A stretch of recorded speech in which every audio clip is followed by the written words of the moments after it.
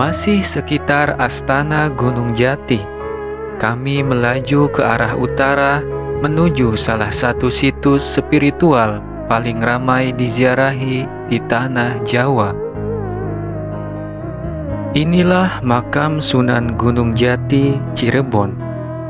Tempat ini menjadi gerbang sejarah tentang seorang wali, raja, ulama, dan diplomat ulung. Bernama lengkap Syarif Hidayatullah, putra dari pasangan Syarif Abdullah dan Nyai Rara Santang, putri Prabu Siliwangi dari Pajajaran. Komplek ini dikenal dengan nama Astana Gunung Jati. Sebagai bentuk penghormatan, makam beliau berada di bagian paling atas dan tak bisa dimasuki sembarangan.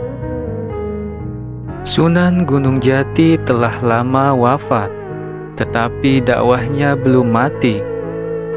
Ia meninggalkan jejak kesultanan yang makmur, masyarakat yang beriman, dan cinta yang tak lekang pada budaya dan agama.